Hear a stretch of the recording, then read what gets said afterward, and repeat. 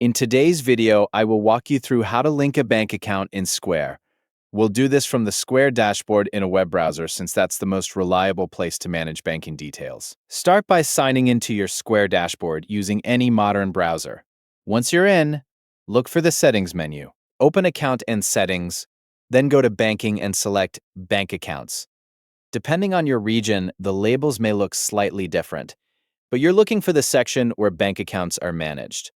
From there, select Add Bank Account. You may also see options like Link an Account or Add External Bank Account.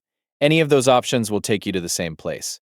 Square will now ask how you want to verify your bank account. You'll usually have two choices. The first option is instant linkage through a secure connection. The second option is manual verification.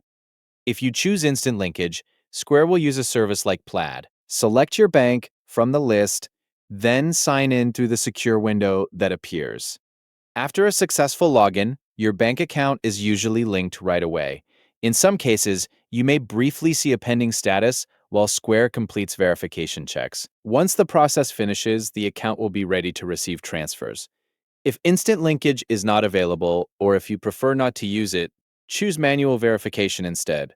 Enter your bank's routing number, account number, and any other requested details exactly as they appear on your bank records. Make sure the numbers are entered correctly because mistakes can delay verification. After you submit the information, Square will send a small test deposit to your bank account and then withdraw it as part of the verification process. This can take a few business days to complete, so check your bank activity and watch for any status updates from Square. Once verification is complete, return to the bank account section in your Square settings. When your bank account shows as verified, it will be eligible to receive transfers from Square. If you are replacing an existing bank account, make sure the new account is selected as the active account for payouts before your next transfer is scheduled. Before finishing, double-check that you are using a checking account that accepts transfers.